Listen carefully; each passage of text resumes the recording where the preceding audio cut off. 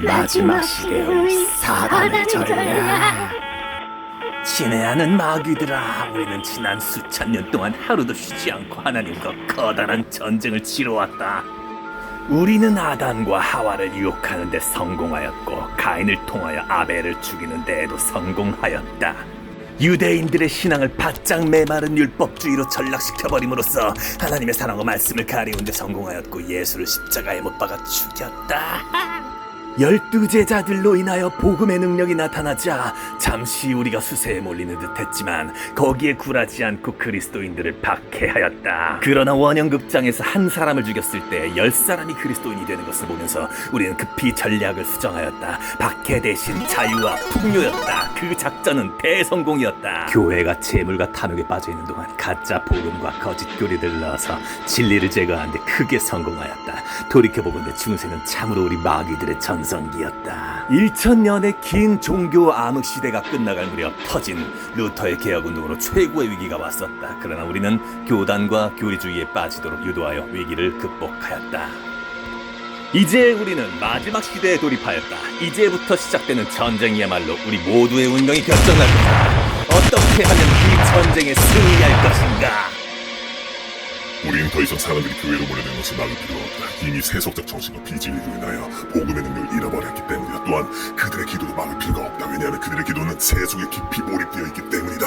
목사들이 설교도 말할 필요가 없고 뭔가 교회 있는 이야기와 정치와 사회 문제에 치워져 있어서 그들을 정확하게 판단하지 못하고 있기 때문이다. 오리와 무지로 혼탁해진 설교는 하나님께 이끌지 못할 것이다.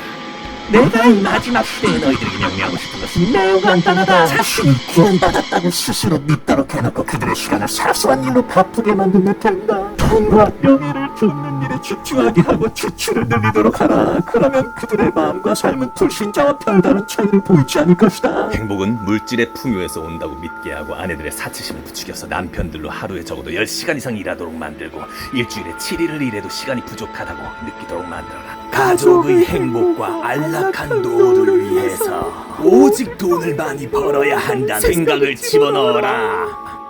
필요하다면 한 사람이 2가지 이상의 직업을 갖도록 유도하고 가정을 지켜야 하는 아내도 적당한 이유를 만들어서 직업 전선으로 내몰아라. 그러면 아내들이 밖에 나가 일한 후에 파김치가 되어 저녁에 가정으로 돌아와 남편과 아이들을 위해 정성어린 식사와 환한 미소를 제공할 여력이 없게 될 것이다. 입에서는 짜증과 신경질과 투정이 새어나오게 될 것이며 만사가 귀찮게 느껴지게 될 것이다. 그 결과 조그만 일로도 다툼과 갈등의 먹구름이 들이오게 되고 결국에는 이혼이라는 파국에 이르게 될 것이다. 그리고 피곤한 일과를 마치고 귀가한 후 자극적인 텔레비전 프로그램과 뉴스와 드라마를 보도록 하여 그들의 영혼이 성령의 음성을 들을 만한 여유를 도무지 가질 수 없도록 몰아가라. 모든 가정과 거리와 직장마다 사람의 정욕과 탐욕을 자극하는 영상과 음악을 무차별하게 퍼부어라. 어디를 가든지 신문과 잡지와 라디오와 텔레비전과 인터넷 앞에 시간을 보내도록 만들어라. 광고와 연예 뉴스 그리고 영화를 통해 불결하고 음란한 생각과 말들이 늘 마음속에 머물도록 만들어라. 그리하여 청년들의 신앙과 도덕과 윤리를 무너뜨려 결혼에 대한 가치관을 혼란케 하라. 토크쇼에 나오는 사회자와 출연자들을 통하여 이 사회의 가치관과 풍조를 부도덕과 불법으로 망가뜨려라. 그리하면 동성연애와 불륜과 이혼을 타당하게 생각하는 것이 지성인이라고 생각할 것이다. 다음으로 일주일 내내 바쁘게 만드는 것이 가장 중요한 우리의 전략이다. 헛된 것에 소모하는 시간이 많을수록 하나님과 함께 할 수 있는 시간은 그만큼 줄게 될 것이다. 그리고 컴퓨터의 노예가 되게 하라. 초고속 통신망을 연결시켜 날마다 흥미로운 광고와 음란한 이메일을 무수히 보내고 각종 정보와 스팸 메일을 퍼부어 정신을 혼미하게 만들어라. 또한 모든 사람들이 휴대폰을 갖고 다니는 풍조를 유행시켜서 마음과 정신이 고요한 가운데 하나님의 은혜를 구할 여유를 전혀 주지 마라. 교회에 대한 사단의 전략. 만일 이런 함정에 빠지지 않다면 그들이 다니는 교회를 이용해라. 교인들 사이에 불화와 다툼이 멈추지 않도록 하여 영성훈련과 제자훈련을 할지라도 하나님과의 개인적인 관계가 맺어지지 않도록 만들어야 한다.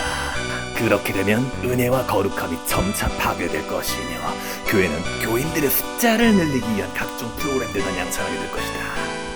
그들은 하나님이 원하는 예배보다 사람들을 더 많이 끌어들이는 방식에 대해서만 아이디어를 모으게 될 것이며 말씀보다는 눈에 보이는 기적과 은사에만 매달리게 될 것이다. 그들이 원하는 기적들을 초자연적인 방법으로 보내줌으로써 영혼을 훔칠 수 있는데 그것으로 그들은 우리의 완전한 대리인들이 될 것이다. 만일 교회를 크게 성장시키는 일과 각종 기적과 은사를 넣어주는 일에 성공하기만 한다면 교회는 우리의 가장 효과적인 서포터들이 될 것이다. 그러면 교회는 결국 하나님을 섬기는 일과 무당이 귀신을 모시는 것을 분간하지 못하는 지경까지 이르게 될 것이다. 또한 교인들에게 정치적 문제와 사회적 이슈에 집착하게 만드는 것도 좋은 방법 중에 하나일 것이다. 목사로 하여금 특정 정치인에 대하여 지지하는 설교를 하도록 해서 교인들의 마음을 예수와 진리에 무관심하게 만들어라. 교인들은 자신들이 지지하는 정치인과 사회적 이슈를 주장하며 다툴 것이며 급기야는 교회 안에 말씀이 사라질 것이다. 친하는 마귀 형제들아, 우리는 사람들의 시간을 빼앗는 일에 우리가 가지고 있는 모든 정력을 쏟아부어야 한다. 그들의 시간을 뺏을 수 있다면 예수를 만나지 못하고 말씀을 올바르게 깨닫지 못한 채 세상과 교회 안으로 방황하다가 지옥으로 오게 될 것이다. 꼭 명심해라. 이것이 오늘날 내가 너희들에게 주고자 하는 중요한 명령이다. 오직 예수 이외에 다른 길은 없단 말이다, 인간들아. 내 주